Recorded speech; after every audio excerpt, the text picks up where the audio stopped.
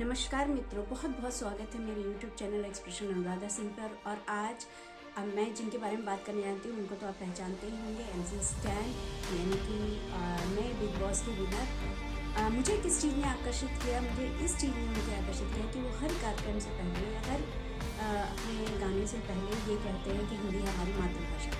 और मैंने सोचा कि ये एहसास तो हमने कभी ज़िंदगी में अच्छे से किया ही नहीं, बोलने के लिए कर दिया, लेकिन उसे वास्तविकता में अपनी ज़िंदगी में कभी उतारा ही नहीं। हिंदी बोलना तो आजकल बहुत ही खतरनाक हो गया, इतना खतरनाक हो गया कि अगर खतरों के खिलाड़ी में ये कह दिया जाए कि 1 घंटे तक आपको हिंदी बोलनी है तो कोई भी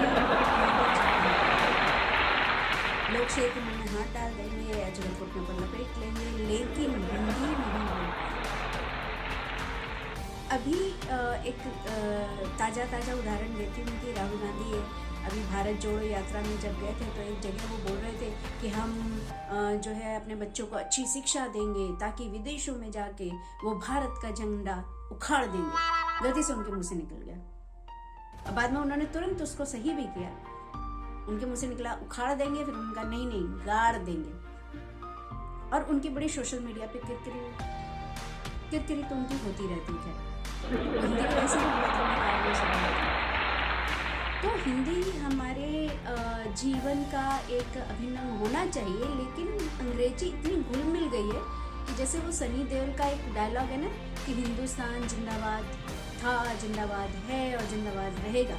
मुझे तो लगता है कि हिंदुस्तान अंग्रेजी का गुलाम था, अंग्रेजों का नहीं, अंग्रेजी का है और रहेगा। जब हमारे प्राइम मिनिस्टर मोदी जी जाके यूनाइटेड नेशन में यानी कि संयुक्त राष्ट्र की किसी सभा में हिंदी में बोलते हैं तो मुझे बड़ा गर्व महसूस होता है, क्योंकि हिंदी बोलना बहुत एक मुश्किल का काम हो गया आजकल। एक बच्चा जन्म लेता है ना तो उस तुरंत ही उसके जो माता पिता होते हैं उसे अंग्रेजी सिखाना शुरू कर देते हैं। कभी भी ये नहीं कहेंगे सेब खा लो, कहेंगे एप्पल खा लो। और आपस में हम लोग कहानियाँ भी सुनाते हैं। और हाँ, थोड़ा अजीब भी लगता है जब हम हिंदी में बोलते हैं तो वही चीज़ अजीब लगती है। जैसे कि मैं एक उदाहरण देती हूँ आपको कि जैसे हम एक बात कर रहे हैं कि एक पता है एक लड़का ना एक गर्ल से मिला और उसने उसे मैरिज के लिए शादी के लिए प्रपोज किया और फिर उनकी शादी हो जाती है, मैरिज हो जाती है। उसके बाद वो लड़की कंसीव कर लेती है, फिर 9 महीने बाद डिलीवरी होती है और उसको एक गर्ल चाइल्ड होती है। हम ऐसे कहानी बना रहे हैं। अब इसी को अगर हम हिंदी में बोले, एक युवक एक युवती से मिला, विवाह का प्रस्ताव दिया और फिर उनका विवाह हो गया क्योंकि युवती ने प्रस्ताव को स्वीकार कर लिया।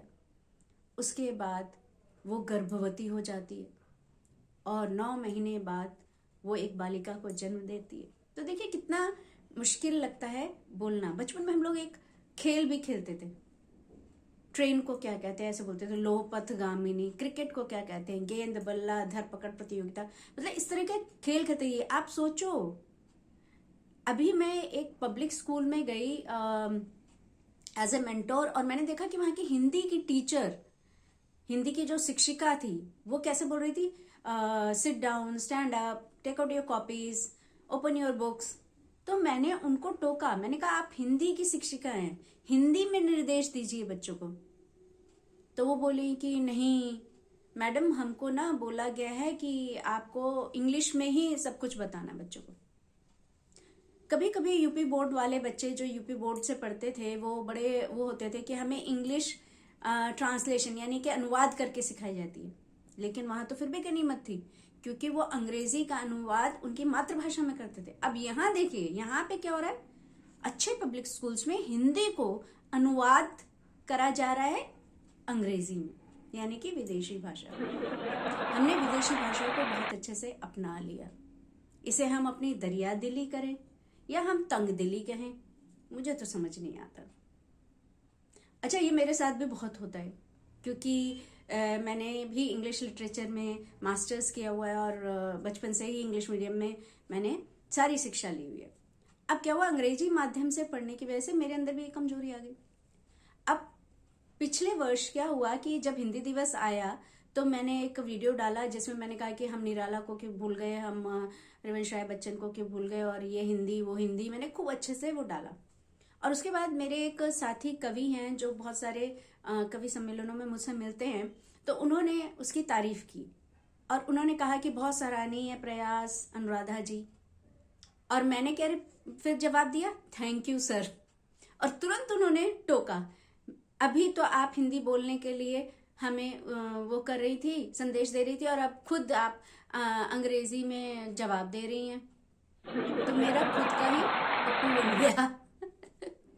तो ये मुश्किल आ रही है, तो क्यों नहीं हम हिंदी को ज़्यादा अपनी ज़िंदगी में तरजीह दें, ज़्यादा महत्व दें और हिंदी को ज़्यादा इस्तेमाल करें। जब बच्चे ये बोलते हैं कि हमें हिंदी में गिनती नहीं आती, तो वो शर्म नहीं महसूस करते इसके लिए, वो गर्व से बोलते हैं। बड़ी उल्टी भावना है। हिंदी में हमें चाहे महीनों के नाम याद नहीं है, लेकिन हमें ये मालूम है कि किस दिन स्लैप डे होगा, किस दिन प्रपोज डे होगा, किस दिन वैलेंटाइन डे होगा, किस दिन रोज डे होगा, ये सब हमें मालूम है। तो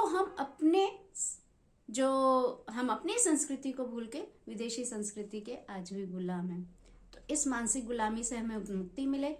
तो फिर मैं एक और बार धन्यवाद करूंगी MC स्टैन का कि इस पीढ़ी के युवा होते हुए भी उनके अंदर ये भावना है, और उन्होंने वो हर बार बोलते हैं कि हिंदी हमारी मातृभाषा, तो माफ कीजिए, और हिंदी हमारी मातृभाषा। तो इसलिए मुझे लगता है कि ये संदेश मैं आपको देना चाहती हूँ कि हिंदी को हम और ज़्यादा महत्व दें और अपनी ज़िंदगी में ज़्यादा शामिल करें। धन्यवाद। अगर आपको मेरा वीडियो पसंद आए तो प्लीज़ इसे सब्सक्राइब करिए।